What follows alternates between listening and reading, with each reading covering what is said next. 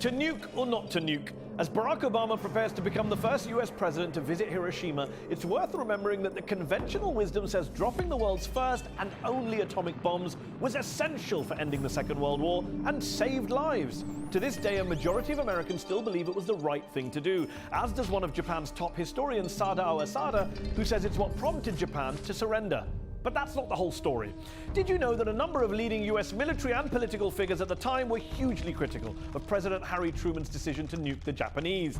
Admiral William D. Leahy, Truman's chief of staff, said that by using nuclear weapons, the US had adopted an ethical standard common to the barbarians of the Dark Ages.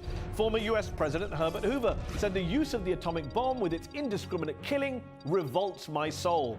Ethical debates aside, was the bomb necessary for ending the war? Well, 6 of the 7 5-star US generals and admirals at that time felt there was no need to drop the bomb because Japanese surrender was imminent. General Dwight Eisenhower, later president, said Japan was already defeated and that dropping the bomb was completely unnecessary. And he wasn't alone in his opposition to that. In fact, a post-war panel of 1,000 experts, including surviving Japanese leaders, concluded Japan would have surrendered even if the atomic bombs had not been dropped.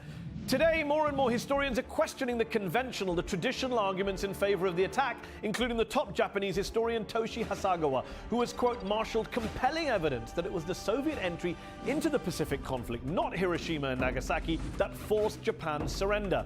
And then there's the question, why drop 2 atomic bombs on Japan? As US historian Barton Bernstein put it, whatever one thinks about the necessity of the first A-bomb, the second, dropped on Nagasaki, was almost certainly unnecessary. At least 39,000 people, men, women, children, were instantly incinerated in Nagasaki, at least 60,000 in Hiroshima.